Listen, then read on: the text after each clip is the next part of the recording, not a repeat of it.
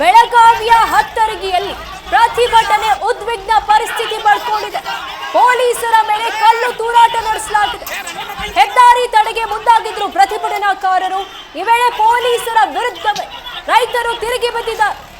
ಕಲ್ಲು ತೂರಾಡಿ ಪೊಲೀಸರನ್ನೇ ಓಡಿಸೋ ಪ್ರಯತ್ನ ಆಗಿದೆ. ಪ್ರತಿಭಟನಾಕಾರರು ಪೊಲೀಸ್ ವಾಹನದ ಮೇಲೆ ಕಲ್ಲು ತೂರಿ ತಮ್ಮ ಆಕ್ರೋಶ ವ್ಯಕ್ತಪಡಿಸಿದ್ದಾರೆ. ಬೆಳಗಾವಿಯ ಹತ್ತರಗಿಯ ದೃಶ್ಯಾವಳಿಗಳಿವು. ಹೆದ್ದಾರಿ ತಡೆದು ಪ್ರೊಟೆಸ್ಟ್ ಮಾಡ್ತಾ ಇದ್ರು. ಇದಕ್ಕೆ ವಿರೋಧ ವ್ಯಕ್ತಪಡಿಸಿದ ಪೊಲೀಸರ ಮೇಲೆ ಪ್ರತಿಭಟನಾಕಾರರು ತಮ್ಮ ಆಕ್ರೋಶ ವ್ಯಕ್ತಪಡಿಸಿದರು. ಹಿಂಸಾತ್ಮಕ ಸ್ವರೂಪ ಪಡೆದುಕೊಂಡಿದೆ ರೈತರ ಪ್ರತಿಭಟನೆ.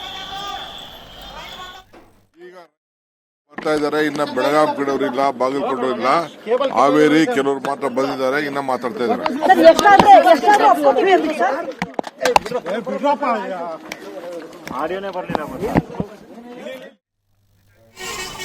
ಬೆಳಗಾವಿಯ ಹತ್ತರಗಿಯಲ್ಲಿ ಹಿಂಸಾತ್ಮಕ ಸ್ವರೂಪ ಪಡೆದುಕೊಂಡಿದೆ ರೈತರ ಪ್ರತಿಭಟನೆ. ಪೊಲೀಸರ ಮೇಲೆ ಕಲ್ಲು ತೂರಿದ್ದಾರೆ ಪ್ರತಿಭಟನಾಕಾರರು. ಹೆದ್ದಾರಿ ತಡೆದು ಪ್ರೊಟೆಸ್ಟ್ ಮಾಡ್ತಾ ಇದ್ರು. ಇದಕ್ಕೆ ಪೊಲೀಸರು ವಿರೋಧ ವ್ಯಕ್ತಪಡಿಸಿದ್ರು. ಹೀಗಾಗಿ ಪೊಲೀಸರ ಮೇಲೆ ಕಲ್ಲು ತೂರಿ ತಮ್ಮ ಆಕ್ರೋಶ ವ್ಯಕ್ತಪಡಿಸಿದ್ದಾರೆ. ಹೀಗೆ ಕಲ್ಲು ತೂರಿದ ಪ್ರತಿಭಟನಾಕಾರರನ್ನ ಪೊಲೀಸರು ವಶಕ್ಕೆ ಪಡೆದಿದ್ದಾರೆ. ಬೆಳಗಾವಿಯ ಹತ್ತರಗಿಯಲ್ಲಿ ನಡೆದಿರೋ ಘಟನೆ ಇದು. ಹತ್ತರಗಿ ಟೋಲ್ನಲ್ಲಿ ಹೆದ್ದಾರಿ ತಡೆದು ಪ್ರೊಟೆಸ್ಟ್ ಮಾಡಲಾಗ್ತಾ ಇದೆ.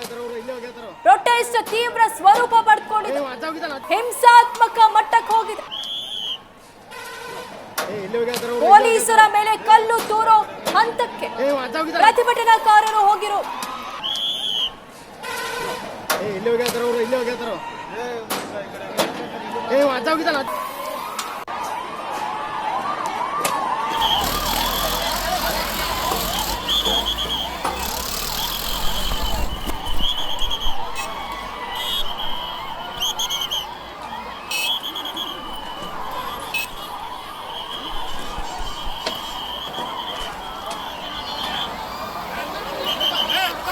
ರೈತರನ್ನ ಹತ್ತಿಕ್ಕುವಂತ ಕಾರ್ಯ ಮಾಡಬೇಡ್ರಿ. ನೀವು ಕ್ಷಮೆಯನ್ನು ಕೇಳಿ ರೈತರಿಂದ.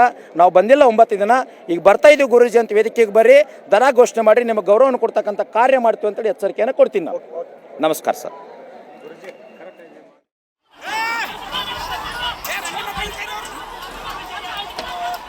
ಬೆಳಗಾವಿಯಲ್ಲಿ ಹಿಂಸಾತ್ಮಕ ಸ್ವರೂಪ ಪಡೆದಿದೆ ಹೋರಾಟ. ದೃಶ್ಯದಲ್ಲಿ ನೀವು ನೋಡ್ತಾ ಇದ್ದೀರಾ. ಪುಣೆ ಮತ್ತು ಬೆಂಗಳೂರು ರಾಷ್ಟ್ರೀಯ ಹೆದ್ದಾರಿ ಬಂದ್ ಮಾಡಿ ರೈತರು ಪ್ರೊಟೆಸ್ಟ್ ನಡೆಸ್ತಾ ಇದ್ರು.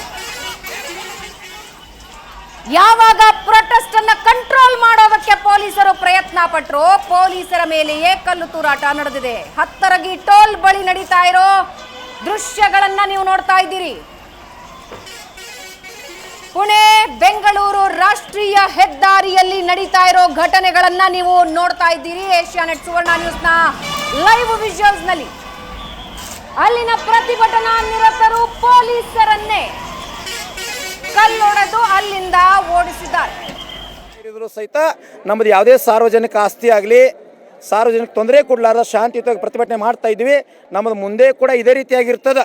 ನಾವು NH4 ಬಂದ್ ಮಾಡಿದರೂ ಸಹಿತ ಯಾವುದೇ ಸರ್ಕಾರಿ ಆಸ್ತಿಗೆ ಹಾನಿ ಮಾಡೋದಿಲ್ಲ, ಟೀಕೆ ಮಾಡೋದಿಲ್ಲ, ಅಧಿಕಾರಿಗಳ ಕಲ್ಲು ತೂರಾಟ ಮಾಡೋದಿಲ್ಲ. ನಮ್ಮದು ನಂಜುಂಡ ಸ್ವಾಮಿಯವರ ತತ್ವ ಸಿದ್ಧಾಂತದ ಮೇರೆಗೆ ಇರ್ತಕ್ಕಂಥ ಹೋರಾಟ ಇದೆ. ಅದಕ್ಕೆ ನಾನು ಸರ್ಕಾರಕ್ಕೆ ವಿನಂತಿ ಮಾಡ್ಕೊಳ್ತೀನಿ, ಇದು ಪ್ರಕ್ಷುಬ್ಧ ವಾತಾವರಣಕ್ಕೆ ಹೋಗೋಕ್ಕಿಂತ ಮುಂಚಿತವಾಗಿ ಈ ಹೋರಾಟವನ್ನು ಮುಗಿಸಬೇಕು ಅಂತಂದರೆ ಈಗಿಂದೀಗಲೇ ಸರ್ಕಾರ ಎಚ್ಚೆತ್ತುಕೊಂಡು ಒಂದು ದರ ನಿಗದಿ ಮಾಡಿಕೊಂಡು ಗುರ್ಲಾಪುರ ವೇದಿಕೆಗೆ ಸಕ್ಕರೆ ಸಚಿವರನ್ನು ಕಳಿಸಬೇಕಂತೇಳಿ ನಾನು ಎಲ್ಲ ಅನ್ನದಾತರ ಪರವಾಗಿ ವಿನಂತಿಯನ್ನು ಮಾಡ್ಕೊಳ್ತೀನಿ.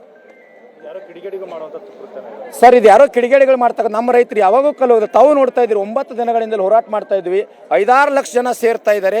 ಯಾರೂ ಕೂಡ ಗದ್ದಲ ಮಾಡೋದಿಲ್ಲ. ರೈತರು ಯಾವತ್ತೂ ಶಾಂತಿಯುತವಾಗಿ ಪ್ರತಿಭಟನೆ. ಸರ್, ಇದು ರಾಜಕಾರಣ ಸೇರಿಕೊಳ್ತಾ ಇದೆ. ನಿಜವಾಗ್ಲೂ ನಿಮ್ಗೆ ಹೇಳ್ತಾ ಇದ್ದೀನಿ, ವಿನಂತಿ ಮಾಡ್ಕೊಳ್ತೀನಿ. ಜಿಲ್ಲೆಯೊಳಗೆ ಈ ರಾಜಕಾರಣಿಗಳನ್ನು ಮುರಿದು ಒಂದು ಪ್ರಭಾವಿ ಶಕ್ತಿ ರೈತ ಸಂಘಟನೆ, ಅನ್ನದಾತ, ಪಕ್ಷಾತೀತ ಜಾತ್ಯತೀತವಾಗಿ ತಯಾರಾದದ್ದನ್ನು ನೋಡಿ ಸಹಿಸಿಕೊಳ್ಳಿಕ್ಕೆ ಆಗ್ತಾ ಇಲ್ಲ ರಾಜಕಾರಣಿಗಳಿಗೆ. ನಿಮಗೆ ಎಚ್ಚರಿಕೆ ಕೊಡ್ತಾ ಇದ್ದೀನಿ, ಅನ್ನದಾತನ ಮೇಲೆ ಮೋಸ ಮಾಡಬೇಡ್ರಿ, ಈ ಹೋರಾಟಗಾರ ಮ್ಯಾಗ ಮೋಸ ಮಾಡಬೇಡ್ರಿ. ಇದು ಪಾಪ ಪರಿತಾಪ ಏನದ ನಿಮ್ಮ ಮನೆತನಕ್ಕೆ ಹತ್ತದ. ಅದಕ್ಕಾಗಿ ರೈತರನ್ನು ಹತ್ತಿಕ್ಕುವಂಥ ಕಾರ್ಯ ಮಾಡಬೇಡ್ರಿ. ನೀವು ಕ್ಷಮೆಯನ್ನು ಕೇಳಿ ರೈತರಿಂದ. ನಾವು ಬಂದಿಲ್ಲ 9 ದಿನ, ಈಗ ಬರ್ತಾ ಇದೀವಿ ಗುರುಜಿ ಅಂತ ವೇದಿಕೆಗೆ ಬರ್ರಿ, ದರ ಘೋಷಣೆ ಮಾಡಿ ನಿಮಗೆ ಗೌರವವನ್ನು ಕೊಡ್ತಕ್ಕಂಥ ಕಾರ್ಯ ಮಾಡ್ತೀವಿ ಅಂತೇಳಿ ಎಚ್ಚರಿಕೆಯನ್ನು ಕೊಡ್ತೀನಿ ನಾವು. ನಮಸ್ಕಾರ ಸರ್.